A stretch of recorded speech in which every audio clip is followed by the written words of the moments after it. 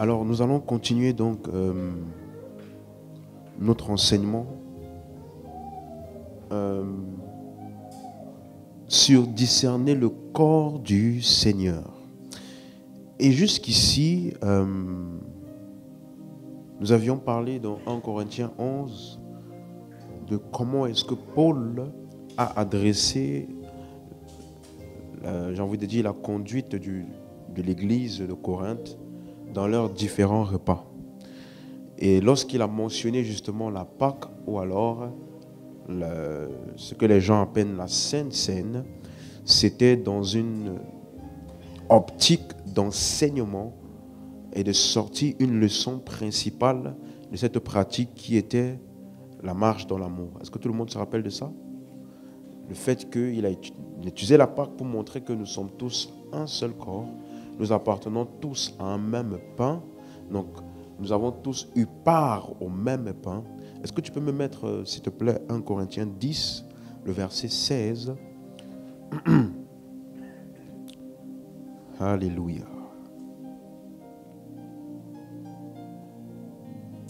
Donc, il dit, la coupe de bénédiction que nous bénissons n'est-elle pas la communion au sang de Christ? Et le pain que nous rompons n'est-il pas la communion au corps de Christ? Donc, le pain rompu pour nous est dans le même sens, le pain rompu pour nous est notre communion au corps de Christ.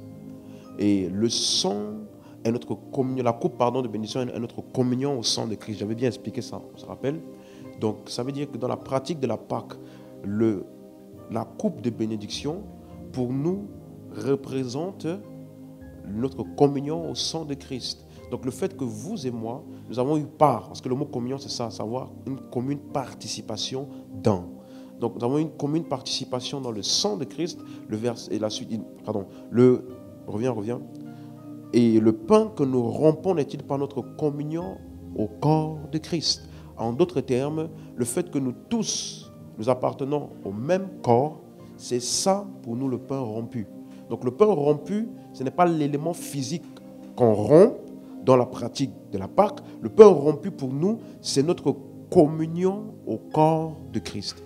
Et c'est ça qu'il explique au verset 17 maintenant en disant, puisqu'il y a un seul pain, nous qui sommes plusieurs, nous formons un seul corps, car nous participons tous à un même pain. Est-ce que c'est clair?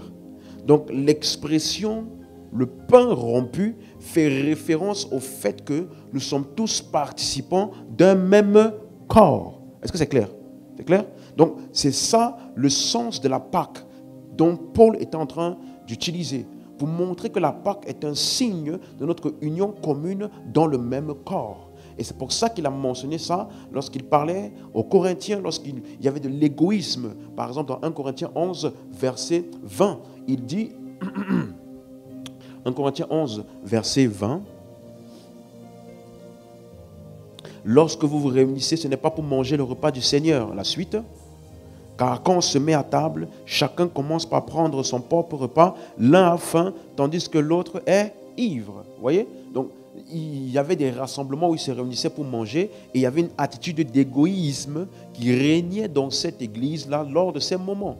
Et donc, voilà pourquoi il utilisait la Pâque du verset 25 au verset 27 pour montrer que ce n'est pas une bonne manière de refléter ou de fonctionner selon la Pâque qui est fonctionner dans l'amour les uns avec les autres, ayant conscience que nous appartenons au même corps. Donc je vous ai expliqué que à chaque fois que tu agis envers ton frère ou envers ta sœur, étant conscient que vous êtes dans le même corps, tu es en train de célébrer la Pâque. Tu as la bonne manière de célébrer la Pâque. Tu es en train de manger le pain et boire la coupe.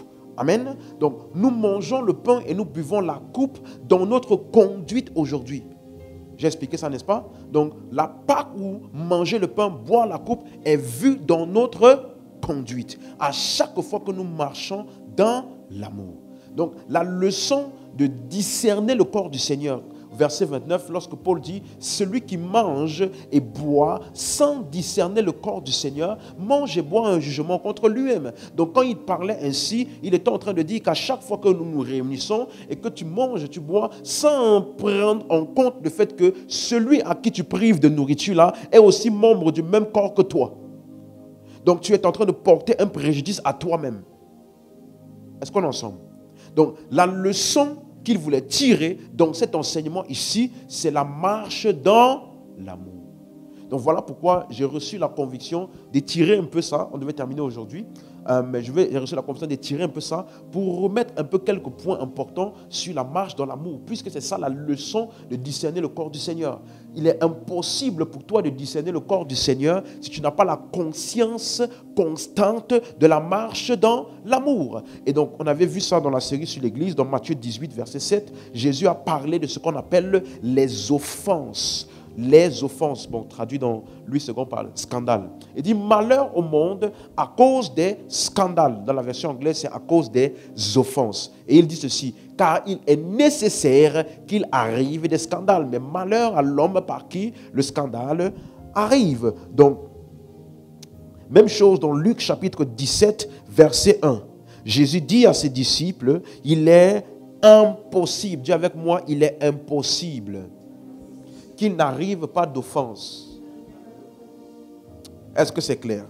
Donc, ça veut dire aussi longtemps qu'il y aura des interactions humaines, il y aura toujours des raisons de s'offusquer si on ne prête pas attention. Donc, de même dans l'église locale, étant une assemblée de différents types de croyants, les raisons d'être offensés surgiront et provoqueront des conflits et des divisions si elles ne sont pas traitées selon les Écritures. Est-ce qu'on me suit? Maintenant, ce soir, je veux que toute ton attention, écoute-moi. L'amour de Dieu est la sagesse de Dieu dans nos relations. L'amour de Dieu est la sagesse de Dieu dans nos relations. Si tu veux être quelqu'un de sage dans les relations, il faut que tu marches dans l'amour. Que tu fasses ce que je vais t'expliquer aujourd'hui, imiter Dieu. Parce que Dieu est sage. La Bible dit qu'il a tout créé par sa sagesse. Tout ce qui existe là, suis-moi, tout le monde entier, l'être humain, son corps aussi complexe qu'il soit, les planètes, l'univers, viennent de la sagesse de Dieu. Et donc ce Dieu extrêmement sage, dans sa manière d'opérer avec les hommes, fonctionne dans l'amour. Donc c'est pour te montrer que l'amour est la sagesse de Dieu dans les relations. Dis amen si tu as compris ça. Donc ça veut dire que la façon dont nous traitons les offenses, c'est ça qui va déterminer souvent notre longévité dans une église locale. Parce que les offenses qui ne sont pas traitées avec la sagesse de Dieu vont conduire à des conflits et à des divisions. Et ça va créer ce que Paul a dit dans 1 Corinthiens 11, 17, que lorsque vous vous réunissez, au lieu de devenir meilleur, vous devenez comment? Pire. Alléluia. Et souvent, vous voyez souvent, il y a des gens qui quittent les églises parce qu'ils disent « je n'avance plus là-bas, je ne sens plus que j'avance. » Et c'est une raison valable. Quand tu es dans une église et que tu ne grandis plus spirituellement, c'est une raison valable pour changer. Mais assure-toi que tu ne grandis pas à cause du fait que la parole n'est pas bien enseignée et non pas à cause du fait que tu es dans l'offense et tu n'arrives plus à recevoir ce qui est donné là-bas. Ce n'est pas la même chose. Tu peux ne plus grandir parce que tu as développé l'offense qui a donc aveuglé ta perception de tout ce que tu dois recevoir dans un lieu. Et subitement, tu n'avances plus, tu n'évolues plus, tu ne grandis plus et tu peux penser que ton temps là-bas est terminé parce que tu as développé une offense qui t'a empêché de recevoir ce que tu devais recevoir. Donc, ne pas grandir dans une église, tu dois bien vérifier quelle en est la raison. Donc, quelqu'un avec moi jusqu'ici? Donc, les offenses qui ne sont pas traitées avec la sagesse de Dieu sont souvent la raison pour laquelle beaucoup ne grandissent pas. Et donc, le mot scandale ou offense, c'est le mot grec scandalon. Ça veut dire un piège, une pierre d'achoppement. Ça veut dire que dans l'église, dans nos rassemblements, il y a des pièges des pierres d'achoppement qui surviendront sûrement. Et j'avais donné un exemple ici, je t'avais montré que quand tu gardes une offense, la seule personne qui est désavantagée, c'est toi. Parce qu'au lieu d'avancer, c'est ça qu'on appelle occasion de chute. Au lieu d'avancer, tu es resté au même point. Et tu vas voir des personnes qui sont dans une église pendant 10 ans. Il a gardé le même système de pensée, les mêmes mauvaises habitudes, les mêmes perceptions de certaines personnes dans l'église et il n'avance pas. Pourquoi? Parce que, encore une fois, je répète ce que j'avais dit. Tu n'as pas la capacité de déterminer par qui Dieu va passer pour ton avancement. Tu n'as pas cette capacité. Tu ne peux pas choisir. Donc, si la personne a signé pour toi, tu développes de l'offense, c'est toi-même qui es en train de mettre un clou dans ton pied pour t'empêcher d'avancer. L'offense, occasion de chute, pierre d'achoppement. D'autres versions disent même un piège. Est-ce que tu me suis? Donc, les offenses peuvent venir de la part des croyants et même des dirigeants de l'Église. Mais c'est notre réaction qui est importante. Elle doit toujours être en accord avec la parole de Dieu.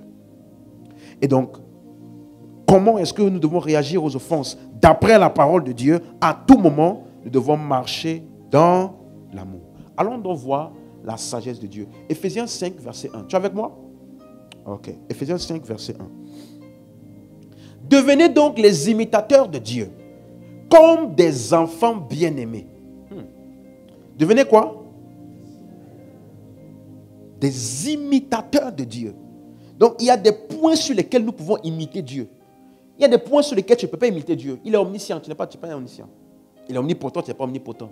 Il est partout en même temps, tu peux être partout en même temps. Mais, le marché, regardez, devenez des imitateurs de Dieu. Et, verset 2, tu peux y aller. Et marcher dans l'amour. Donc, concernant la marche dans l'amour, là, tu peux imiter Dieu. Tu m'as suivi? Et le mot imiter, c'est le mot grec mimetes. Mimetes. Ça veut dire agir exactement comme un autre. Agir exactement comme un autre. Donc, quand la Bible dit que les gens doivent voir Dieu à travers toi, c'est parce que tu es en train de faire exactement ce que Dieu fait. Est-ce que vous me suivez? Donc, mon point ce soir n'est pas de te montrer toutes les choses par lesquelles Dieu est vu à travers toi. Parce que Dieu est vu à travers toi par ton caractère. Dieu est vu à travers toi par ton message. Dieu est vu à travers toi par la puissance que tu démontres par les signes, les prodiges et les miracles. Dieu guérit encore. Comment est-ce qu'on sait ça? Lorsque sa puissance est manifestée par des hommes pour guérir d'autres hommes. Vous me suivez? Mais, il y a beaucoup de personnes qui aiment la puissance de Dieu. Mais ne savent pas que le plus haut niveau de sa puissance là, c'est son amour. Parce que lorsqu'il devait déployer le plus grand niveau de puissance pour sauver l'humanité entière, il a tant aimé le monde qu'il s'est donné. Il s'est livré en sacrifice. Et c'est ça, Christ crucifié là, que Paul appelle la puissance et la sagesse de Dieu. Vous me suivez? Est-ce qu'on est ensemble jusqu'ici? Donc, suis-moi bien, soyez des imitateurs de Dieu et marchez dans l'amour. Le mot imitateur là, allons voir où c'est utilisé, mimetes, 1 Corinthiens 4, verset 16. Je vous en conjure donc, soyez mes imitateurs. Donc, qu'est-ce qu'il appelle imitateur? Verset 17. Pour cela, je vous ai envoyé Timothée, qui est mon enfant bien-aimé et fidèle dans le Seigneur. Il vous rappellera quelles sont mes voies en Christ et quelle est la manière dont j'enseigne partout. Dans toutes les églises. Donc, il dit, soyez mes imitateurs. En d'autres termes, faites comme je fais. Et comment vous allez arriver à faire ça? Timothée va venir vous montrer la manière de le faire. Donc quand on dit imitateur, ça parle vraiment de ta conduite. Est-ce qu'on est ensemble? Quand on dit imitateur, ça parle vraiment de ta conduite. 1 Thessaloniciens 1, verset 6. Et vous-même, vous avez été mes imitateurs et ceux du Seigneur, en recevant la parole au milieu de beaucoup de tribulations avec la joie du Saint-Esprit. En faisant quoi? En recevant avec beaucoup, au milieu de beaucoup de tribulations, avec la joie. Donc, ça veut dire qu'ils ont réagi comme Paul avait réagi. Donc quand on dit imitateur, on parle de ta conduite. C'est clair? Ta manière d'agir, ta manière de penser, ta manière de réagir. Donc vous avez été mes imitateurs. 1 Thessaloniciens 2,14. Car vous, frères, vous êtes devenus les imitateurs des églises de Dieu qui sont en Jésus-Christ dans la Judée. Pourquoi a-t-il dit qu'ils sont devenus des imitateurs? Parce que vous aussi, vous avez souffert de la part de vos propres compatriotes les mêmes maux qu'elles ont souffert de la part des Juifs. Vous voyez? Donc, c'est toujours en rapport avec ce que tu as vécu et comment tu as réagi vis-à-vis de ce que tu as vécu. Et Hébreux 6, verset 12 pour terminer. En sorte que vous ne vous relâchiez point et que vous imitiez ceux qui, par la foi et la persévérance, héritent des promesses. Donc, imitez leur foi, imitez leur persévérance. Donc, le mot imitateur de Dieu dans Éphésiens 5, verset 1, donc lorsqu'il dit « Devenez donc des imitateurs de Dieu comme des enfants bien-aimés ». Il est en train de dire donc, ici, verset 2, ce de quoi nous devons imiter de Dieu, c'est la marche dans l'amour. On est ensemble? Donc, ça veut dire que notre exemple d'amour et de pardon, c'est qui? C'est Christ, c'est Dieu, c'est le Père. C'est ça? Et avant de dire ça, dans Éphésiens 5, versets 1 et 2, il avait déjà commencé à expliquer ça dans Éphésiens 4, verset 31. Dans le contexte, il dit que toute amertume, toute animosité, toute colère, toute clameur, toute calomnie et toute espèce de méchanceté disparaissent du milieu de vous. La suite. Soyez bons les uns envers les autres, compatissants, vous pardonnant comment? Réciproquement. Comme qui? Dieu vous a pardonné où? En Christ. En d'autres termes, il montre que Dieu le Père nous a pardonné en Christ. C'est un exemple pour nous maintenant. Comprenez? Et Christ lui-même, il nous a aimés en se donnant en sacrifice pour nous. Verset, Éphésiens 5, verset 2, qui est la suite. Donc il dit, soyez des imitateurs de Dieu, dans Éphésiens 5, verset 1. Et après il dit, verset 2, marchez dans l'amour. Verset 2. Donc, soyez des imitateurs de Dieu. C'est la suite de Éphésiens 4, 32. Hein. Il dit, soyez des imitateurs de Dieu. Maintenant, il dit, marchez dans l'amour à l'exemple de qui? De Christ. Donc, Dieu le Père est un exemple pour nous. Christ est un exemple pour nous. Dieu le Père est un exemple, pourquoi? Parce qu'il nous a aimés et nous a pardonné en avance en Christ. Christ est un exemple pour nous, pourquoi? Lui-même nous a aimés et s'est donné en sacrifice pour nous. Est-ce que tu es avec moi? Donc, ça veut dire que, premier point important pour ce soir, le croyant doit donc comprendre l'amour de Dieu qui a été démontré dans le sacrifice de Christ. Et lorsqu'il prend conscience de cette nature qui lui a été imputée en Christ, alors il marche dans l'amour. Sa marche dans l'amour devient une démonstration de sa nature et non pas un système de règles, de règlements à respecter. Suis-moi. Il y a deux façons, en fonction de comment on t'a expliqué les Écritures, de marcher dans l'amour. Il y a la première façon, légaliste, selon laquelle, fais pas ça, fais ça. Ne fais pas ceci, si tu ne pardonnes pas, Dieu non plus ne te pardonne pas. Si tu ne fais pas ça, tu vas amener des malédictions sur ta vie. Du coup, ta vie spirituelle sera bloquée. Quand Jésus a dit, si tu as ton offrande, viens d'abord, et que tu viens donner ton offrande, laisse d'abord ton offrande devant l'autel, va te réconcilier avec ton frère, après tu viens déposer ton offrande. N'est-ce pas? Ça, c'est la première manière de voir. Ça veut dire que tu as peur des conséquences ou bien du fait que Dieu ne va plus t'accepter parce que tu n'as pas fait comme lui. Tu es avec moi? Et ça, j'ai pris déjà le temps d'expliquer ces différents passages-là, que c'est la version Louis II qui ne nous a pas aidés. Il n'y a aucun passage où Jésus a dit, si tu ne pardonnes pas, Dieu ne te pardonne pas. C'est impossible que Jésus ait dit ça. Parce que durant tout son enseignement, il a toujours montré le caractère du Père que nous devons copier. Il dit, aimez vos ennemis. Faites du bien à ceux qui vous font du mal. Priez pour ceux qui vous maltraitent. Afin que vous soyez comme votre Père qui est dans le ciel, qui fait tomber sa pluie sur les bons et les méchants. Donc faites ça afin que vous soyez comme lui. Jamais lui va vous copier. C'est à vous de le copier. Donc il y a certains passages où King James, même King James aussi, où Louis II ne nous a pas aidés. À cause de la manière dont la construction de la phrase est, à cause de leur compréhension, au moment où ils traduisaient, ils ont mis « Si vous ne pardonnez pas, votre Père Céleste non plus ne vous pardonnera pas ». Non, ce n'est pas comme ça dans l'original. Dans l'original, c'est « Si vous ne pardonnez pas, ce n'est pas comme votre Père Céleste qui vous pardonne ». Vous avez compris? Donc, quand je marche hors de l'amour, je suis en train de ne pas copier mon Père Céleste, lui qui pardonne. Est-ce que vous me suivez? Et donc, c'est important de bien comprendre ça. Donc, Dieu, en Christ, nous a aimés. Et donc, le croyant peut aussi manifester le même caractère d'amour envers les autres. Donc, la reconnaissance de cette nature de Dieu en nous est vitale dans la marche dans l'amour. Et quand on parle de l'amour ou de la charité dans le texte qui est ici, en ce qui concerne le croyant, Paul a bien expliqué ça. Et là, suivez-moi maintenant bien. Galates chapitre 5, verset 22. Verset très populaire. Hein? Mais le fruit de l'esprit, c'est la joie, l'amour, pardon, c'est l'amour, la joie, la paix, la patience, bonté, bénignité, fidélité, douceur, tempérance, la suite. Et la loi n'est pas contre ces choses. Amen. Donc, le mot fruit, revient au verset 22, le mot fruit, c'est le mot grec karpos. Karpos. Ça parle, c'est utilisé 66 fois dans le Nouveau Testament et ça signifie souvent des actions, suis-moi bien, des actions ou la nature ou bien des actes, mais c'est aussi utilisé pour ce qui est semé et ce qui est produit. Vous avez suivi?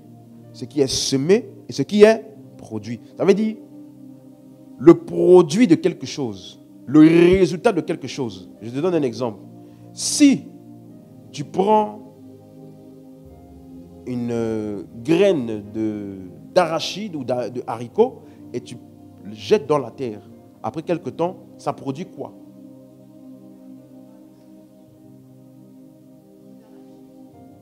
Ça produit ça. Ça produit en tout cas des plantes, n'est-ce pas? Si tu mets des semences de cocotier ou de manguier, ça produit quelque chose, n'est-ce pas? Donc c'est quelque chose qui est produit. Le résultat de. Un autre exemple. Si deux personnes se marient et que après leur mariage, la femme commence à avoir ça là, on appelle ça quoi? Fruit de quoi? De leur union. Oui ou non?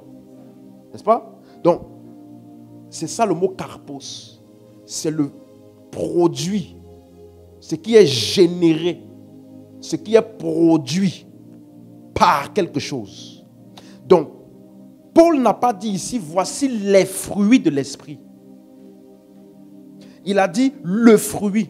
Ou, donc ça veut dire que tu peux remplacer ça par le produit de. Le résultat de.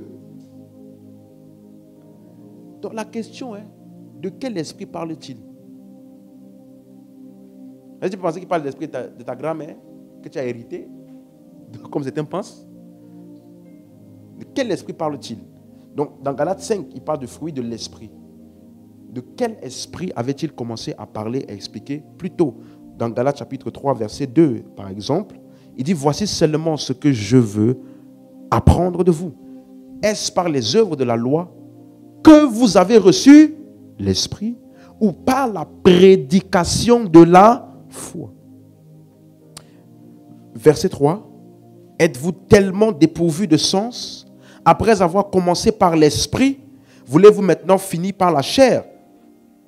Donc, ce qu'il a appelé la prédication de la foi est bien et bien en rapport avec le salut, n'est-ce pas? Le message que tu as entendu, que tu as cru et que tu as été sauvé. C'est pour ça qu'avant d'arriver au chapitre 3, il avait déjà dit au chapitre 1, verset 8, mais quand nous-mêmes ou quand un ange du ciel annoncerait un autre évangile que celui que nous vous avons prêché, qu'il soit anathème. La suite, nous l'avons dit précédemment, je le répète à cette heure. Si quelqu'un vous annonce un autre évangile que celui que vous avez reçu, qu'il soit anathème. Donc, ça veut dire, revenons dans Galates 3, verset 2, quand il dit ici, est-ce par les œuvres de la loi ou que vous avez reçu l'esprit ou par la prédication de la foi. Il est bien donc en train d'expliquer le fait que le croyant a reçu l'esprit lorsqu'il a entendu et cru en l'évangile. Et donc, quand quelqu'un entend et croit en l'évangile, il se passe dans ces deux choses-là. Au verset 2, il appelle ça recevoir l'esprit. Au verset 3, il appelle ça commencer par l'esprit. C'est clair? C'est clair? C'est clair pour tout le monde? Donc, petite parenthèse, vous voyez qu'il fait le contraste ici entre commencer par l'esprit ou alors recevoir l'esprit par la prédication de la foi et les œuvres de la loi. Donc, la caractéristique du fonctionnement de l'esprit, c'est que c'est séparé de la mentalité de la loi. Dès que tu rentres dans la loi, il appelle ça, les œuvres de la loi, il appelle ça aussi fini par la chair. Quelqu'un suit? Suivez?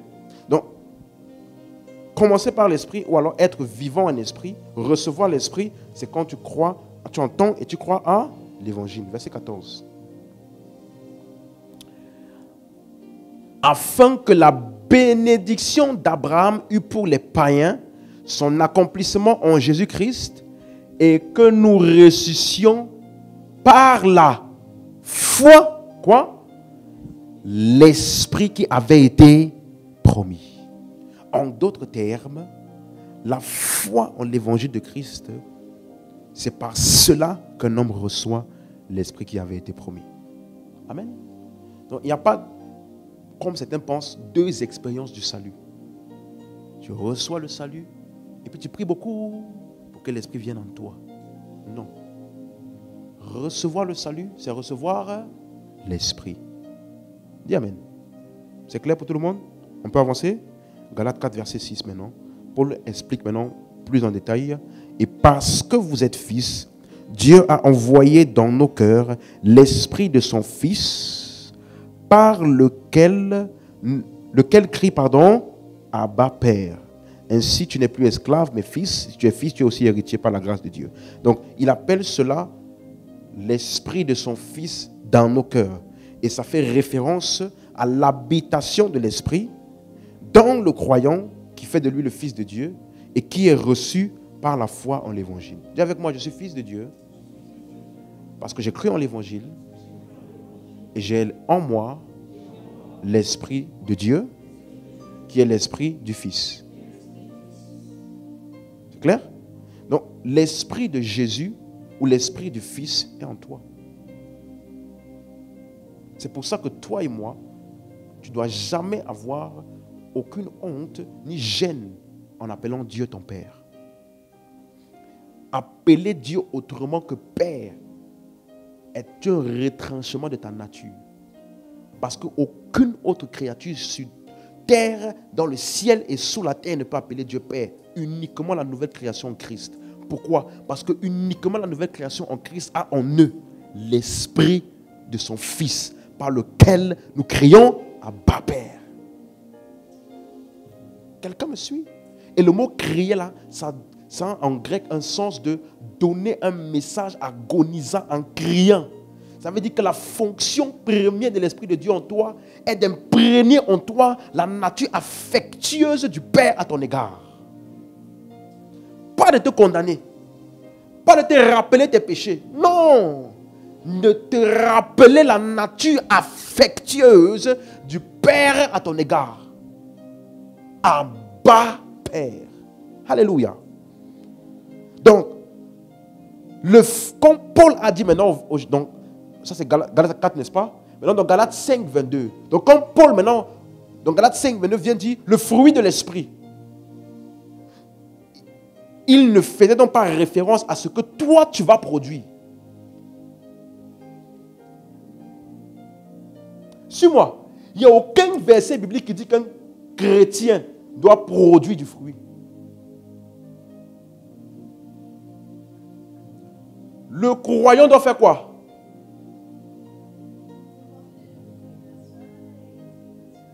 C'est ce qu'on appelle une mère porteuse. Elle fait quoi? Ce n'est pas elle qui était... Voilà. Ce n'est pas elle qui a engendré. Mais... Oh. Généralement, on utilise les mères porteuses quand la véritable mère ne peut pas porter la grossesse jusqu'au bout. Donc la mère porteuse est celle qui a le mécanisme en elle pour pouvoir amener à terme ce que quelqu'un d'autre a produit. Donc Dieu sur la terre ne peut rien amener en manifestation par lui-même. Toi, tu es sa plateforme de portage de son fruit. Mais ce n'est pas ton fruit. C'est son fruit, ou alors ce que j'ai appelé, tout à l'heure j'ai dit le résultat, n'est-ce pas? Le produit de. Ça veut dire que tu peux remplacer ça par le produit de l'habitation de l'esprit dans l'homme. C'est ça. Donc quand le Saint-Esprit vient dans un homme qui est sauvé, lorsqu'un homme est sauvé, lorsqu'il naît de nouveau, suis-moi, il naît de nouveau avec en lui l'Esprit de Dieu qui a en lui l'amour, la joie, la paix, la patience, la bonté, la bénignité, la fidélité, la douceur, la tempérance. Est-ce que tu me suis? Ce n'est pas quelque chose que tu essaies de produire. Ça vient en toi à ta nouvelle naissance. Donc il n'y a aucun chrétien qui est en manque d'amour. Aucun chrétien qui est en manque de joie. Aucun chrétien qui est en manque de paix, de patience, de bonté, de bénignité, de fidélité, de douceur ou de tempérance. Aucun chrétien n'est en manque de ces choses. Tu me suis? Pourquoi? Si tu dis que tu as un manque d'amour, ou que tu n'as pas assez de joie, ou que tu n'as pas assez de paix, tu es en train de dire que tu n'as pas assez d'esprit. Parce que ça, c'est le produit de l'esprit. Est-ce que jusqu'ici, quelqu'un avec moi? C'est clair? Donc, ça veut dire que ça fait partie de ma nature. Tu ne cherches pas à aimer ni à produire la patience. Ça fait partie de ta nature. Suis-moi, ce que je t'explique là. Tu dois d'abord être d'accord avec ça. Quand on enseigne déjà de choses là, hein, voici comment tu peux t'aider toi-même. Oublie tes expériences. Ne dis pas hier, j'ai encore crié sur l'autre. Avant-hier, j'ai encore perdu mon tempérament. Avant-hier, quand on enseigne déjà des choses là, laisse tes expériences de côté. Reçois la parole avec douceur, comme la Bible dit. Tu me suis? Donc, ça veut dire que marcher dans l'amour, en réalité, c'est marcher dans ma nature. Et donc, c'est ça que Paul explique quand il dit donc, marcher selon l'esprit. Parce que l'esprit, c'est ma nature. Donc, au verset 16, par exemple, il dit, je dis donc, verset 16, marchez selon l'esprit et vous n'accomplirez pas les désirs de la chair. Marchez selon quoi? L'esprit. Verset 24, ceux qui sont à Jésus-Christ ont crucifié la chair avec ses passions et ses désirs. Donc l'homme qui est né de nouveau, si je peux résumer tout ce qu'on a vu jusqu'ici, il a commencé par l'esprit. On a vu ça dans Galates 3, n'est-ce pas? Il a reçu l'esprit, il a commencé par l'esprit. Et ici, on dit, il peut marcher donc selon l'esprit, ou se conduire selon l'esprit. Et au verset 25 même, il dit, il est vivant en esprit. Si nous vivons par l'esprit. Donc nous sommes vivants en esprit. Donc qu'est-ce que nous devons faire? Marchons aussi selon l'esprit. Et le mot marcher dans ce verset ici est différent de ce qui était utilisé au verset 16 lorsqu'il disait marcher selon l'esprit. Et le mot marcher ici, c'est stoicheo. Ça veut dire un chemin particulier. Mais ça veut aussi dire une règle, un principe. Un principe. Tu vas voir utiliser ça dans Galates 6, verset 16. Il dit paix et miséricorde sur tous ceux qui suivront cette règle. D'autres versions disent qui suivront ce principe et sur l'Israël de Dieu. De quel principe parlait-il ici? Au verset 15, il est en train d'expliquer car ce n'est rien que d'être circoncis ou incirconcis. Ce qui est quelque chose, c'est d'être une nouvelle créature. Donc quand il disait tous ceux qui suivent cette règle-là, c'est tous ceux qui ont la conscience de leur identité en tant que nouvelle création. Et donc, Donc Galates 5, verset 25, revenons. C'est ça qu'on est en train d'expliquer. Marchons. Galates 5, verset 25. C'est ce qu'on expliquait tout à l'heure. Lorsqu'il dit, si nous vivons par l'esprit, marchons. Donc le mot marcher, c'est le mot stokeio, qui veut dire un principe, une règle. Donc, ça veut dire que, ici, ça ne fait pas référence à un chemin ou un voyage, mais plutôt à un principe. Et le principe ici, c'est l'amour. Donc, l'instruction de marcher selon l'esprit est la même que de marcher dans l'amour. Donc, tu peux utiliser de manière interchangeable. Marcher selon l'esprit et marcher dans l'amour. C'est clair? Parce que le fruit de l'esprit, c'est l'amour. C'est clair? Et donc, toutes les autres choses qu'on va voir, qu'on a vues, la joie, la paix, ce sont les différentes facettes de l'amour. Amen. C'est clair pour quelqu'un? Donc, le principe singulier de la nouvelle création, c'est l'amour. Tu dois être... Quelqu'un comprend ce que j'explique là? Le principe singulier.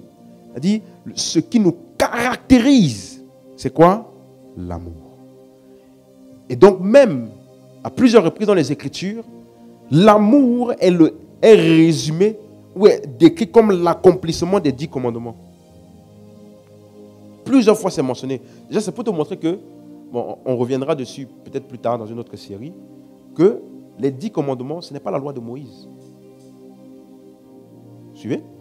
Les 10 commandements, ce n'est pas la loi. Parce qu'il n'y a pas des malédictions dedans. Or, la Bible dit que tous ceux qui marchent selon la loi, qui cherchent à obéir la loi, ils sont sous la malédiction. N'est-ce pas? Donc, les 10 commandements, il y a une différence entre les 10 commandements et les 612 lois de Moïse. J'avais expliqué ça dans la série sur le péché, pour ceux qui étaient là. Amen. Donc, il faut bien comprendre que les 10 commandements sont résumés dans cette loi-là. Dans Galates chapitre 5, verset 14, il explique ça. Car, Galates 5, verset 14,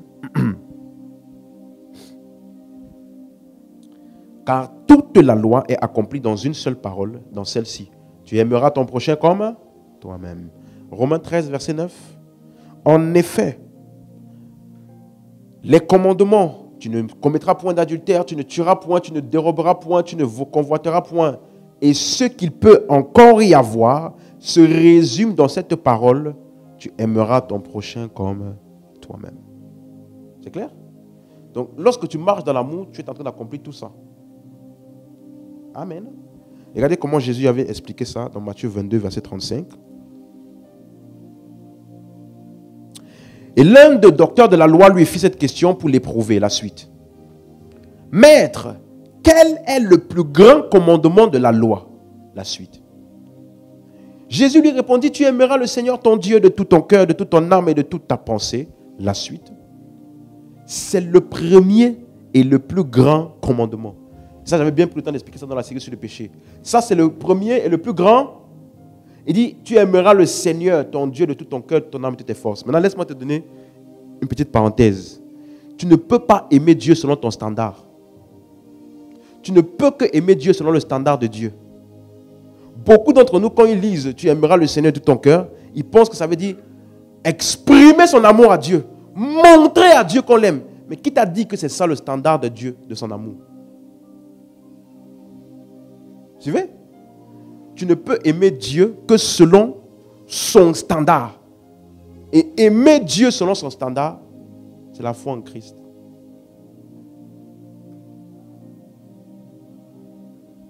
Tu me suis? Il faudra aller voir ça dans cette série-là. C'est pour cela que dans les 10 commandements, les 7 premiers parlent de toi vers Dieu. Tu n'adoreras point d'autre Dieu. Tu aimeras le Seigneur ton Dieu de tout ton cœur, de toute ton âme. Et puis quand il dit tout ça, pour terminer cette partie, il dit, tu sanctifieras le nom du Seigneur. En parlant de quoi? Le sabbat. Donc, en direction de Dieu, qu'est-ce que tu dois faire? Rien. Sabbat. Et maintenant, en direction des autres, tu ne tueras point, tu ne mentiras point, tu ne feras pas. Regardez verset 39. Et voici le second, qui lui est semblable.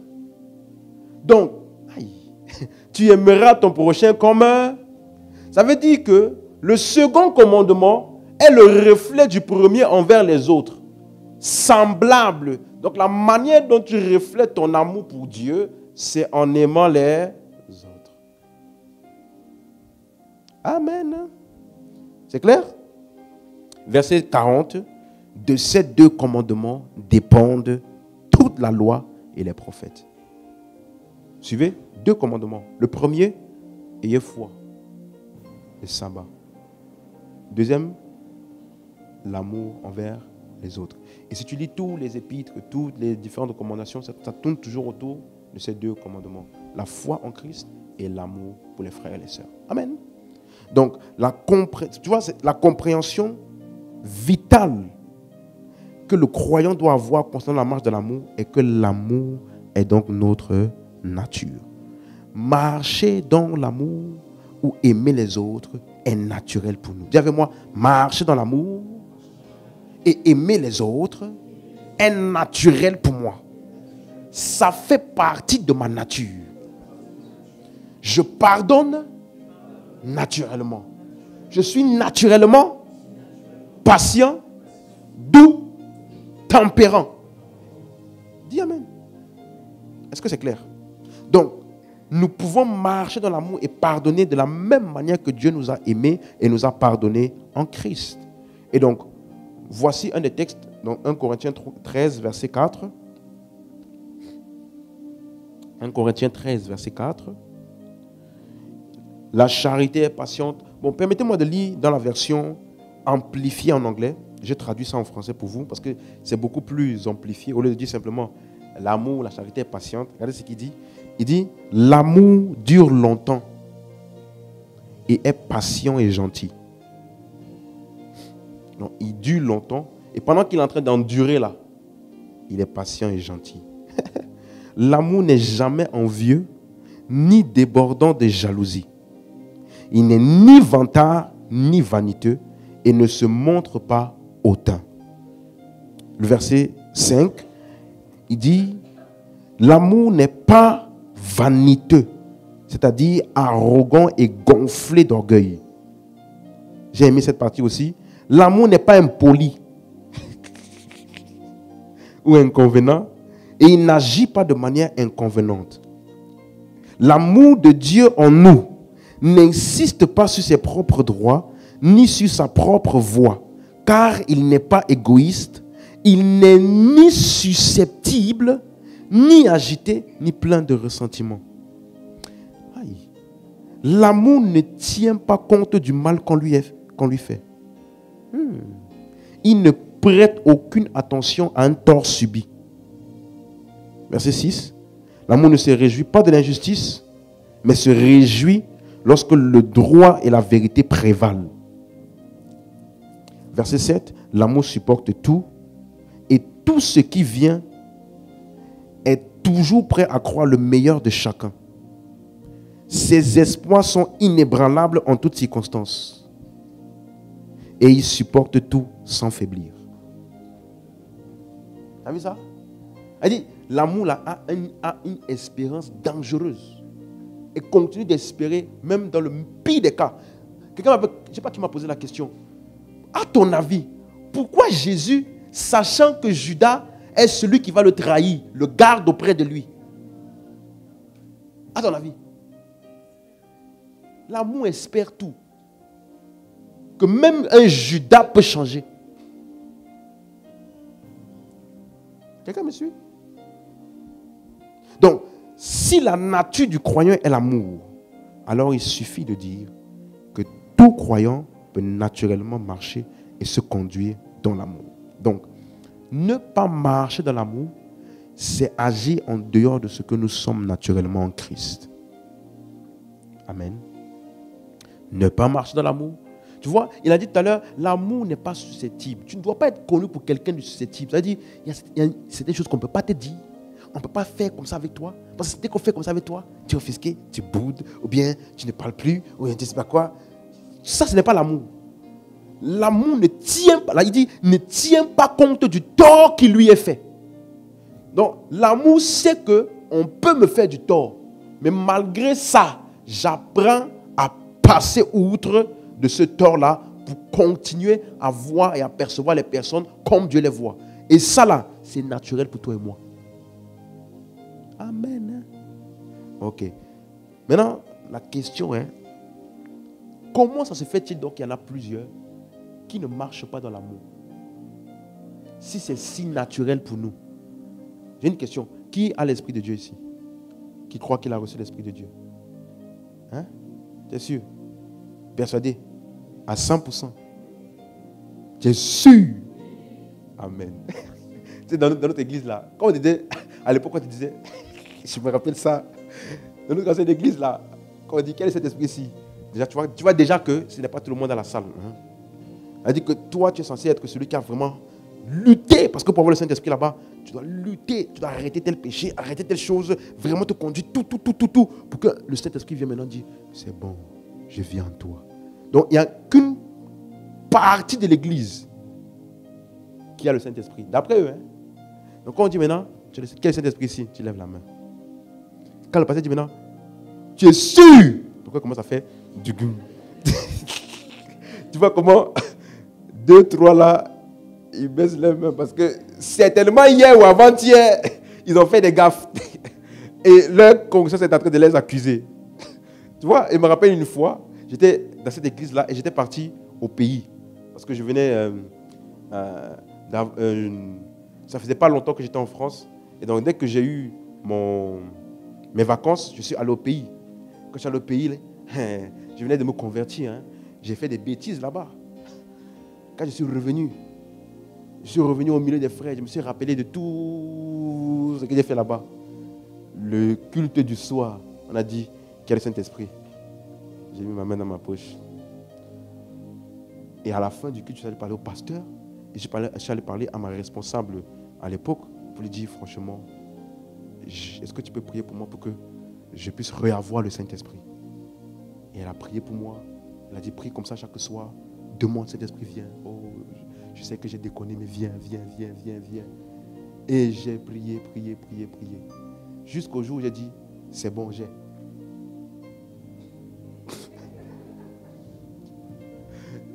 Franchement, c'est comme ça que ça s'est passé. J'ai dit, c'est bon, j'ai. Je vais attendre comment? Je ne vais pas rester demander tous les jours jusqu'à. Donc, depuis ce jour-là qu'elle dit, c'est bon, j'ai. Quel est cet esprit? J'ai levé ma main. Quand les gens demandaient comment ça s'est passé pour toi, il dit non, c'était un jour, j'étais en train de prier et tout. Je priais. Et ma main commençait à trembler comme ça. Et puis à un moment donné, j'ai senti, quelque chose de monter en moi. Moi, je n'avais aucune de ça. Donc, je ne donnais jamais mon témoignage. Personne ne me demandait comment tu as eu. C'est bon, j'ai. Tu me suis? Donc, tu vois que c'est important d'avoir la connaissance. Amen. Donc, pour revenir au point, pourquoi, si nous sommes sûrs et conscients que nous avons le Saint-Esprit, pourquoi il y en a qui ne marchent pas dans l'amour? Et qui, des fois, jugent même que c'est difficile pour eux de marcher dans l'amour. Pourquoi? Tu es avec moi? Et Paul va nous aider à comprendre mieux dans Philippiens chapitre 1, verset 9. Version Darby. Alléluia. Lisons ensemble. Et je demande ceci dans mes prières, que votre amour abonde encore de plus en plus en quoi? En connaissance et toute intelligence. La suite. Très important. Pour que vous discerniez les choses excellentes, afin que vous soyez purs et que vous ne branchiez point jusqu'au jour du Christ, la suite, étant remplis du fruit de justice qui est par Jésus-Christ à la gloire et à la louange de Dieu. Revenons au verset 9. Donc voici la prière de Paul. Que votre amour fasse quoi? Hein? Que votre amour fasse quoi? Abonde encore plus, de plus en plus. Donc, l'amour des uns ou des autres peut faire quoi? Il n'a pas dit, je prie que l'amour abonde en vous ou l'amour abonde. Non. Votre amour. Quand on dit votre amour, là, ça veut dire que tu as déjà ça. Hein? Donc, ton amour, là, qui est déjà en toi. Il dit que ça abonde de plus en plus. Et donc, ça montre déjà, quand il dit votre amour, que ça fait partie de ta nature. Et donc, ça parle ici de notre marche de chaque croyant. C'est pour cela que le mot abonder, c'est le mot perseo. Perseo.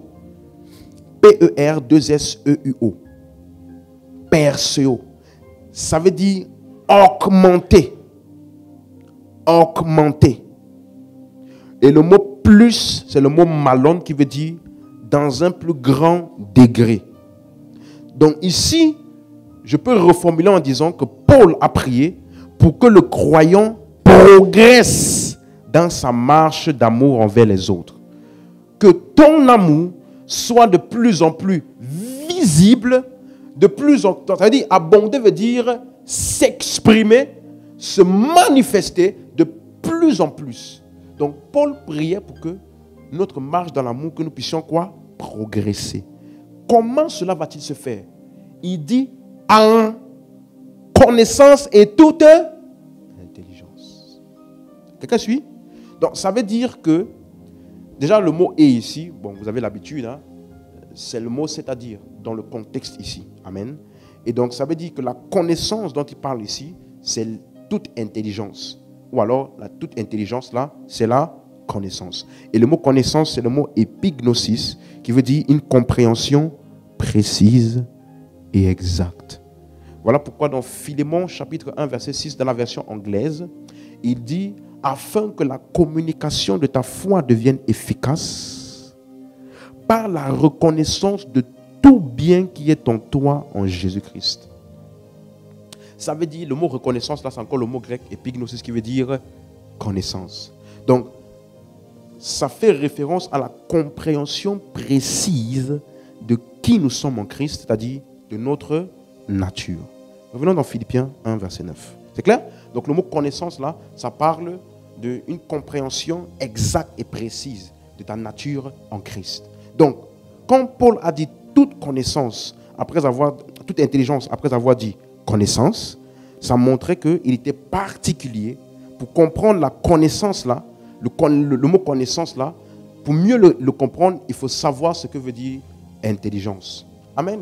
Et donc le mot intelligence, c'est le mot grec aïsthesis. Ça veut dire votre jugement de valeur.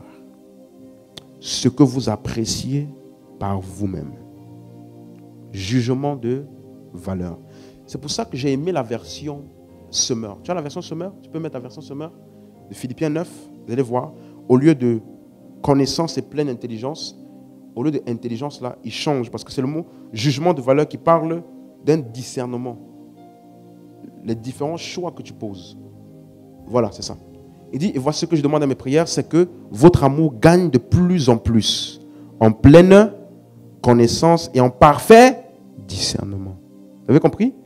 Donc, ça veut dire que marcher dans l'amour signifie simplement que moi, j'ai un choix à faire. Il y a une option qui est évidente devant moi. Et donc, c'est pour ça que le résultat de cette prière-là, verset 10, il dit maintenant, pour que vous puissiez discerner ce qui est important. Tu peux remettre la version Darby? Louis II.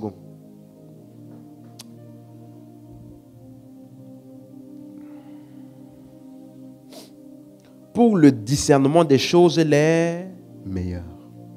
Donc, lorsque tu as grandi dans la connaissance de ton identité, de ta nature en Christ, ça va se voir maintenant dans ton système de valeurs et de jugement, où tu vas être en mesure de discerner les choses les meilleures. Quelqu'un suit? Ça veut dire que le mot discerner, c'est le mot dokimazo. Ça veut dire discerner, tester, examiner.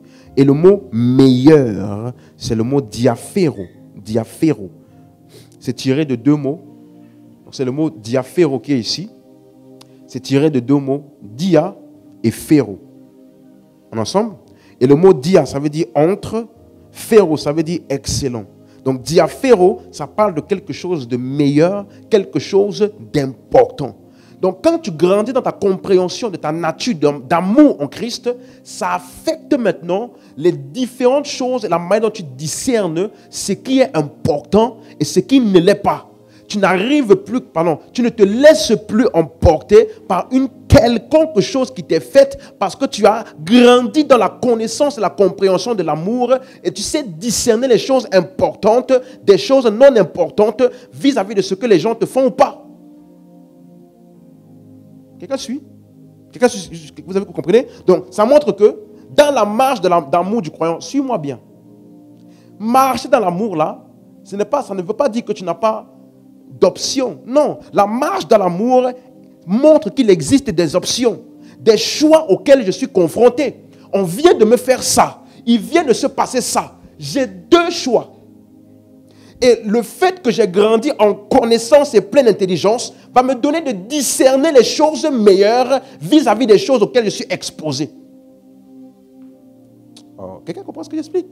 Donc, diaphéro, ça veut dire excellent. C'est pour faire comprendre aux croyants que dans nos interactions, les uns avec les autres, le choix de marcher dans l'amour est plus important ou meilleur que celui d'être offensé. Est-ce que c'est clair? Donc, une des preuves que je suis en train de grandir et de progresser dans l'amour, c'est quoi? C'est que j'ai le discernement des choses meilleures. En face de toutes les différentes choses auxquelles je suis confronté, qui pourraient être une source d'offense pour moi, parce que j'ai le discernement des choses meilleures, puisque j'ai grandi dans la connaissance de l'amour, alors je choisis de marcher dans l'amour en dépit de ce qui pourrait être par tout le monde d'être offensé. Amen. Donc Paul a expliqué que lorsque le croyant a une compréhension précise et exacte de la parole de Dieu, c'est-à-dire la réalité de qui il est en Christ, cela le dote d'une capacité de discerner. Et ça va donc influencer ses choix. Et donc, plutôt que de s'offusquer ou de s'offenser lorsqu'on lui fait du tort, il choisira de marcher dans l'amour. Dis avec moi, marcher dans l'amour, c'est un choix, pas un sentiment. Quand tu es encore guidé par le sentiment, tu n'as pas grandi. Amen. Tu dois grandir dans la connaissance de l'amour, en toute connaissance et pleine intelligence, pour pouvoir discerner les choses meilleures. Et les choses meilleures, dans le contexte, c'est quoi? Marcher dans l'amour au lieu de se laisser offenser. Dis Amen. Donc, ça veut dire qu'un croyant ne marche pas automatiquement dans l'amour. Non, il aura des raisons d'être offensé envers des dirigeants ou des croyants. Mais lorsque tu approfondis ta compréhension de la parole de Dieu, alors tu prendras naturellement la bonne décision, c'est-à-dire marcher dans l'amour. Donc tu dois grandir jour après jour dans ta compréhension de ton identité et de l'amour de Dieu pour toi. Alléluia. Amen. Donc, si tu as du mal à pardonner, tu as du mal à passer outre certaines choses, médite sur ta nature et sur l'amour de Dieu pour toi. Tu verras que tu n'as aucune raison de retenir quelqu'un dans ton cœur. Vous suivez? Amen. Donc c'est important de comprendre ça. Donc il suffit donc de dire que marcher dans l'amour est une initiative spirituelle de la part du croyant. C'est une initiative. C'est moi qui fais le choix d'initier. Je dois initier la marche dans l'amour. Donc, malgré les mauvaises actions perçues, je dois choisir, par exemple, de continuer à considérer mes dirigeants ou mes leaders spirituels comme des vases de Dieu et de les estimer hautement à cause de leur œuvre, comme la parole le dit. Suis-moi. Comment je m'assure de toujours marcher dans l'amour? Je m'attache à la parole. Qu'est-ce que la parole de Dieu dit vis-à-vis de cette circonstance maintenant? Quelqu'un me suit? Regardez, 1 Thessaloniciens 5, verset 12, version Darby. Or, nous vous prions, frères, de connaître ceux qui travaillent parmi vous et qui sont à la tête parmi vous dans le Seigneur et qui vous avertissent. La suite. De les estimer très haut en amour à cause de leur œuvre. Soyez en paix entre vous. C'est clair? Ça là, c'est la parole. Que ce soit une personne avec laquelle tu as des affinités ou pas. On ne t'a pas dit aie des affinités avec des dirigeants. Non. Honore, estime-les très haut en amour. qui te fait du bien, que tu me suis? Ça là, c'est la sagesse de Dieu. Alléluia. Amen. Même chose dans 1 Timothée 5, verset 17. Que les anciens qui dirigent bien soient jugés dignes d'un double honneur. Jugés par qui? Les autres. Jugés par qui? Qu'est-ce que vous pensez? Hein? Par le peuple. Donc, que les anciens qui dirigent bien là soient jugés dignes. C'est ça qu'on appelle discernement des choses meilleures. Dans chaque interaction, je choisis de considérer et de discerner les personnes comme la parole de Dieu le dit, indépendamment de mes émotions ou sentiments. Quelqu'un me suit? Est-ce que vous suivez maintenant? C'est important. Donc, tu dois traiter tes leaders avec respect et considération. Tu dois considérer les frères croyants comme des membres du même corps que toi. Voilà comment la parole de Dieu dit. Oh, mais le frère, je ne parle plus. Est-ce que tu as déjà vu ta main qui boude à ton pied? Tu as déjà vu ça? Si tu trébuches là, quelle est la première partie qui va toucher le sol? Pourquoi? Pour rattraper l'erreur de ton pied. Mais souvent, l'autre fait l'erreur, ne parle plus. Tu n'as pas discerné le corps du Seigneur. C'est clair? Est-ce que c'est clair? Donc, nous devons nous traiter ainsi avec considération et donc voir chacun comme Dieu le voit et le traiter comme Dieu dit de le traiter. Indépendamment de nos émotions. Quelqu'un suit? Je mets l'emphase sur les émotions parce que des fois, tu ne peux pas contrôler tes émotions. Ok? Mais tu peux emmener tes émotions à s'aligner à ton système de pensée. Si tu le permets d'être renouvelé. Parce que tes émotions ne suivent que tes pensées. Quelqu'un sait ce que j'explique là? Tes émotions ne suivent que tes pensées. Tu as déjà vu un événement, on t'a dit, par exemple, je ne sais pas, quel événement je peux dire, tu as fait le permis, on t'a dit, en fait, tu as raté le permis. Tu deviens comment? Triste, n'est-ce pas? Après, quelques temps après, tu dis, on fait désolé, on s'est trompé, tu as reçu le permis, qu'est-ce qui se passe? Tu deviens joyeux. Donc, tu vois que ça dépend de tes pensées. Il y a des événements qui sont arrivés il y a 10 ans. Tu n'es plus conscient. Mais si quelqu'un commence à te faire reméditer dessus, les mêmes émotions de ce moment-là vont... Donc, tes émotions dépendent de tes... Donc, si tu travailles ton système de pensée, après un temps, tes émotions vont s'aligner. Amen. Est-ce que c'est clair? Donc, je dois apprendre à discerner les choses meilleures, c'est-à-dire considérer ce que la parole de Dieu dit au-dessus de mes émotions ou ce que j'aimerais pouvoir faire dans tous les sens. Amen. Et c'est pour cela que la connaissance est donc très importante dans la marche de l'amour du croyant. Parce que si tu ne sais pas, si tu n'es pas enseigné, tu vas marcher selon la chair. Alléluia. Et donc nous devons pas séparer la conduite du croyant de ce qu'il sait. Et la raison pour laquelle la marche d'amour de certains croyants n'est pas efficace, c'est parce qu'ils ne se nourrissent pas de cette vérité constamment. À la fin de l'enseignement d'aujourd'hui, je vais te donner, il y a certains types de thèmes que tu ne dois jamais passer longtemps sans réécouter. Parce que ça a une habilité à souvent très vite s'éloigner de ton système, comme des sujets comme la marche dans l'amour, les sujets comme la direction de l'esprit, les sujets comme la guérison divine. Ce sont des sujets où c'est le jour où tu vas avoir mal, là, que tu vas te rendre compte après le point, ça fait longtemps que tu n'es pas en train d'exercer ta foi par rapport à la guérison.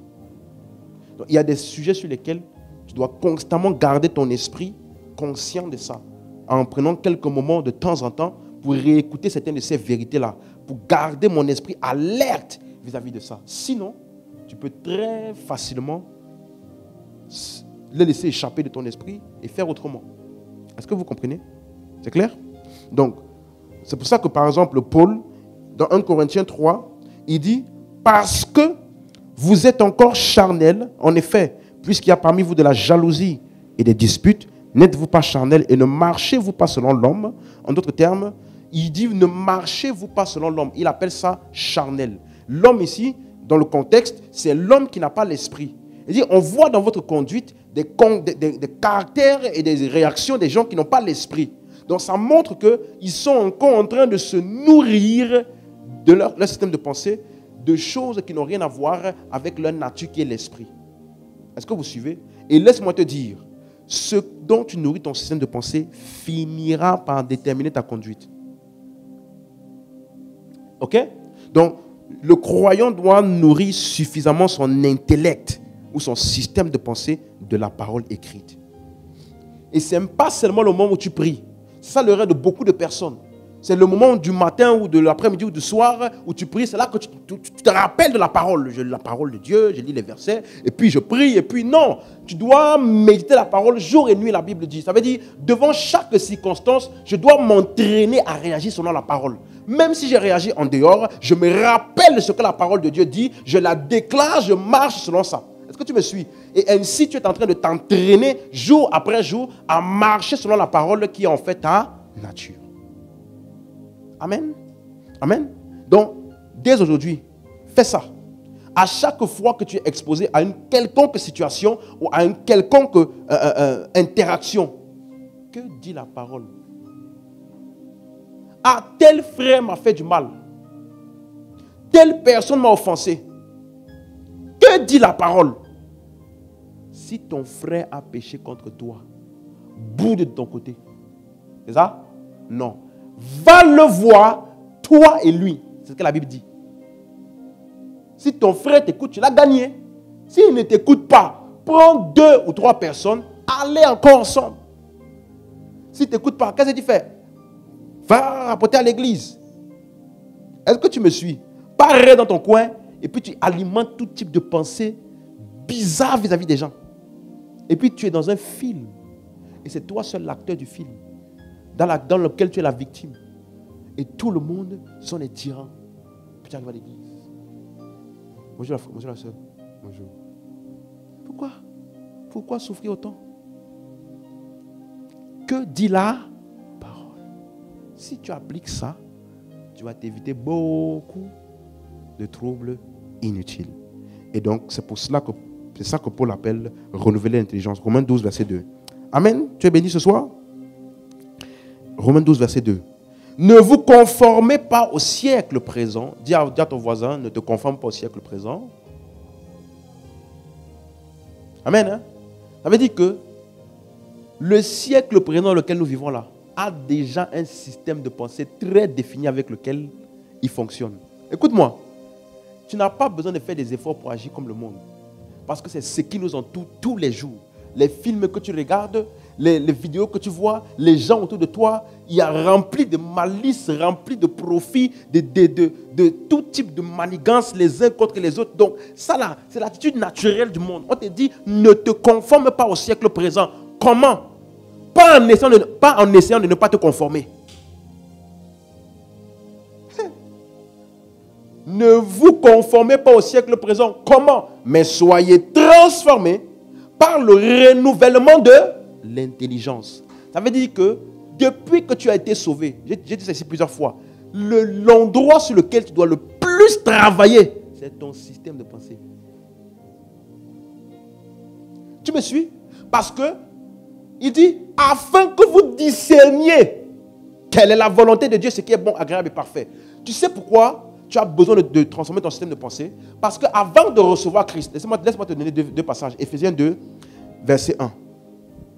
Avant de recevoir le salut, vous étiez morts par vos offenses et par vos péchés, la suite, dans lesquels vous marchiez autrefois, selon le train de ce monde, selon le prince de la puissance de l'air de l'esprit qui agit maintenant dans les fils de la rébellion. Voilà, le train de ce monde. Vous voyez, le monde ici, c'est le même mot, siècle présent. Vous marchiez selon ça. Donc, tu as grandi une bonne partie de ta vie avec un système de pensée qui est en accord avec le monde. Est-ce que tu suis? Verset 3. Nous tous, nous étions de leur nombre. Nous vivions autrefois selon les convoitises de notre chair, accomplissant les volontés de la chair et de nos pensées. Et nous étions par nature des enfants de colère comme les autres. Est-ce que c'est clair? Donc ça, c'est comment tu étais comment tu fonctionnais avant de recevoir Christ. Et des fois même, avant d'avoir entendu la parole, parce que des fois tu peux avoir reçu Christ, mais on ne t'a pas enseigné ça. Du coup, tu continues sans t'en rendre compte. Mais avant de recevoir Christ, ta nature, ton naturel, c'est pour ça que Paul dit notre chair. Ton naturel là, c'était la chair. Et donc, dans Ephésiens 4, maintenant, verset 17, regardez ce qu'il dit. Voici donc ce que je dis et ce que je déclare dans le Seigneur. C'est que vous ne devez plus marcher comme les païens. Marcher comme les païens, c'est la même chose que se conformer au siècle présent. C'est la même chose. Marcher selon la chair, c'est ça? Donc, il ne peut pas dire ça. C'est impossible pour un chrétien de marcher comme un païen. Donc, il y a des chrétiens qui fonctionnent vraiment comme un païen. Si tu ne parles pas avec lui, tu te dis, tu crois en Jésus-Christ? Bah oui, il est mort, il est resté pour mes péchés. Si tu n'avais pas dit ça là, tu n'aurais pas cru que c'est un chrétien.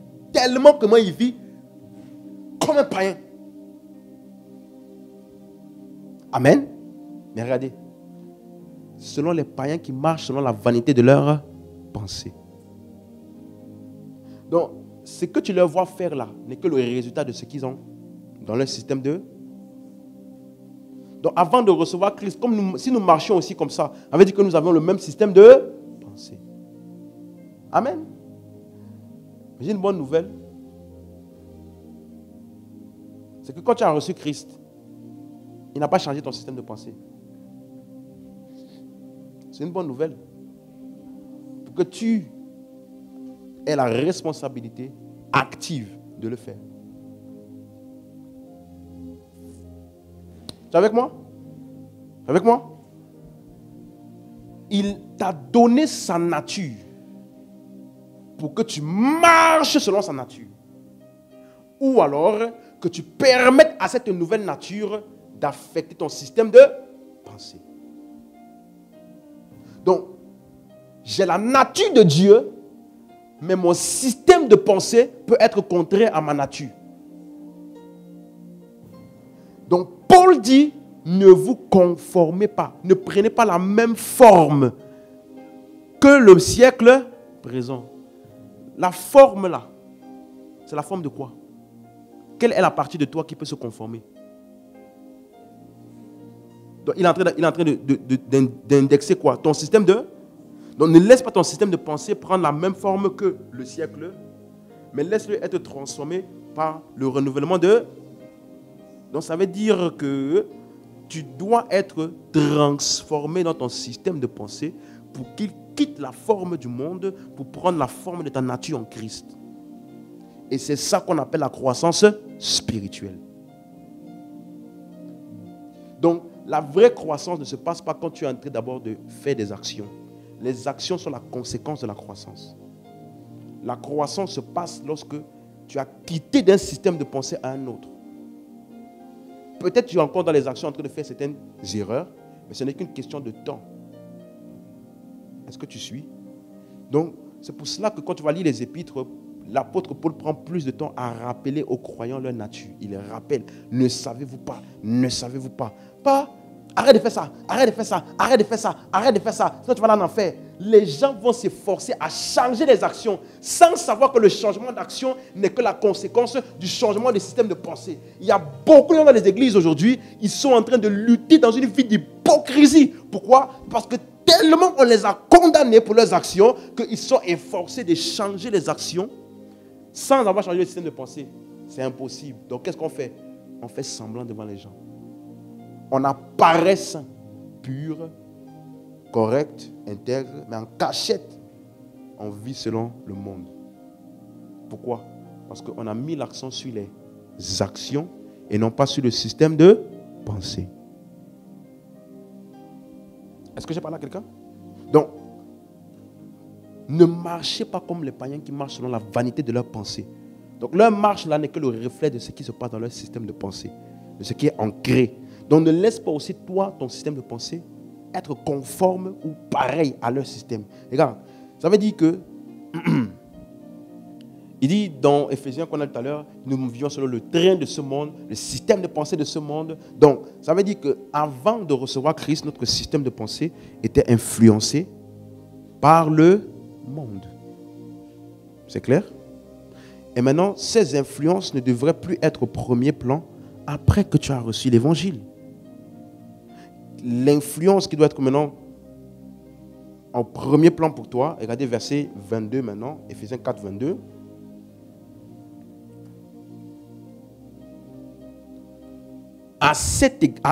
Eu égard à votre vie passée, d'un vieil homme qui se corrompt par les convoitises trompeuses. Donc ça là, c'est l'ancienne nature et ses caractéristiques. Le vieil homme qui se corrompt par les convoitises trompeuses. Maintenant, verset 23. À être renouvelé dans l'esprit de votre intelligence. Regardez, le verset 22, il parle du vieil homme, n'est-ce pas? Le verset 23, il parle de quoi? Transformer ou renouveler quoi? L'intelligence. Maintenant, quel est le résultat? Verset 24. Revêtir l'homme nouveau, créé selon Dieu, dans une justice et sainteté que produit la vérité. C'est clair? Donc, ton renouvellement du système de pensée va faire que tu vas revêtir dans ton système de pensée quoi? Le nouvel homme que tu es déjà. Donc, tout se passe où? Tout se passe où? C'est pour ça que Paul prie. Vous comprenez maintenant? Pour que tu grandisses en connaissance. Ton amour augmente ou abonde de plus en plus en connaissance. C'est ça qui fait abonder la marche dans l'amour. La connaissance. Plus tu es conscient de qui tu es, plus ça affectera ta marche. Moins tu es conscient de qui tu es, moins ça affectera ta marche. Donc, le vrai travail consiste à grandir et à s'assurer de formater son système de pensée en accord avec ma nature. Et ça, c'est un travail actif. Amen. Donc, lors du salut, le discernement du croyant a changé. Tout comme sa source d'influence. Et ma marche commence d'abord par mon système de pensée. Et donc la parole de Dieu est une rééducation de l'ensemble du système de valeurs du croyant. La parole de Dieu. C'est pour ça que ne néglige pas les enseignements. J'ai changé avec un frère ou une soeur, je ne me rappelle plus. Et je disais, remarque une chose dans l'église. Quand c'est la série sur la prière, les gens font quoi? Ils prient comment? Là! Je me rappelle quand c'était la série sur la marche par la foi. Les frères faisaient attendre. Quand ils me parlaient, oh, tu as tué ça. Je dis, hey, non, on ne parle pas comme ça, au nom de Jésus. J'ai de la vie, j'ai la vie, j'ai la vie, je déclare, j'ai la vie, j'ai la vie, j'ai la vie. Après 2-3 mois que la série est finie,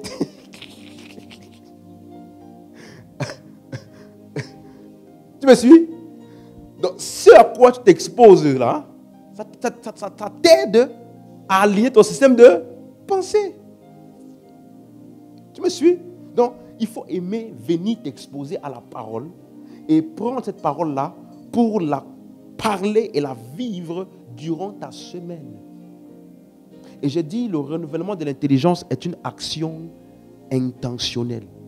Devant chaque situation, même si j'ai réagi comme avant, je prends d'abord le temps de me poser quand même, qu'est-ce que la parole de Dieu dit? J'ai fait ça, mais je sais que la parole de Dieu dit ça. Et c'est ce que je suis. Donc dorénavant, je ferai comme ça. Je suis en train d'habituer mon système de pensée, non plus avec l'ancienne habitude, mais avec la nouvelle. Tu as compris? C'est quelque chose d'intentionnel. Ne dis pas, je ne suis pas patient. Ne dis pas, je ne sais pas d'où. Moi, quand tu me cherches, tu me trouves. Déjà, quand tu parles comme ça, tu n'es pas dans un processus actif de croissance. Tu es déjà en train de montrer que comment tu es là, ça va rester comme ça. Tu me suis? Donc, le premier aspect de ta croissance commence dans ton langage. Parle la parole. Dis la parole. Même si tu sens le contraire, dis la parole. Je pardonne. Je suis doux, patient et je pardonne. Amen. Et à chaque circonstance, je m'arrête et je demande à moi-même que dit la parole et j'agis selon la parole. Dis amen, tu as compris. Donc, voici cette prière de Paul. On va terminer par ça. Philippiens chapitre 1, verset 9. Et je demande ceci dans mes prières, que votre amour abonde de plus en plus en connaissance et toute intelligence. Amen. Verset 10. Pour que vous discerniez les choses excellentes, afin que vous soyez purs et que vous ne bronchiez point jusqu'au jour de Christ. La suite. Remplis du fruit de justice qui est par Jésus-Christ à la gloire et à la louange de Dieu. Donc, la marche dans l'amour, pour terminer, est le seul antidote contre les offenses.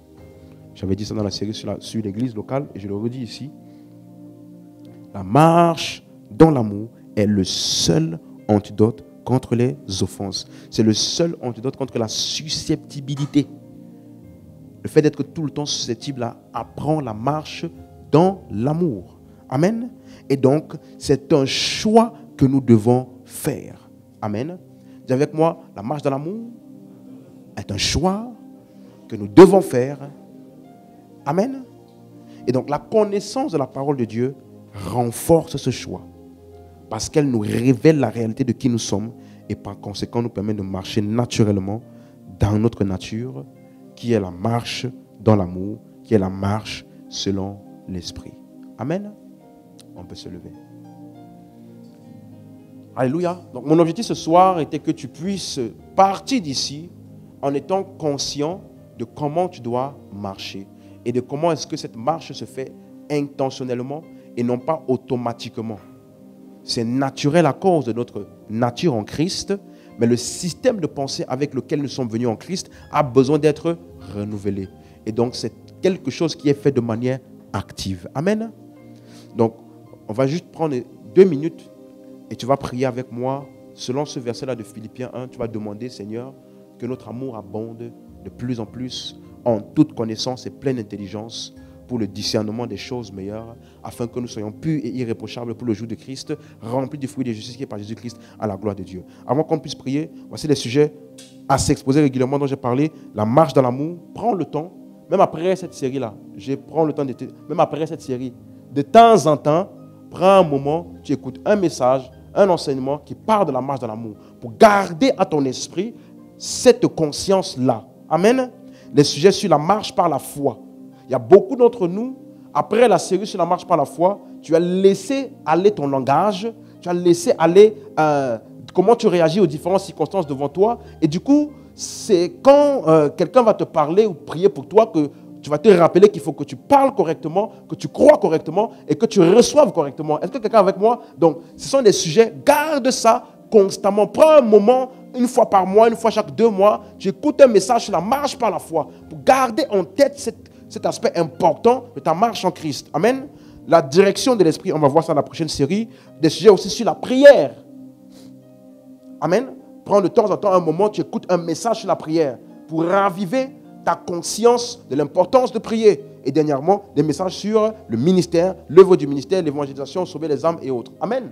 Donc, prends des moments réguliers où tu écoutes ces messages-là, même si ce n'est pas la série en cours, pour garder en tête ces différentes choses. Amen. Ça nous permet de rester alertes. Amen. Donc, on va prier que notre amour abonde de plus en plus. Élève la voix. Tu peux afficher le verset, s'il te plaît? Philippiens 1, verset 9. On va prier avec ça. Élève la voix et prie pour 2 minutes.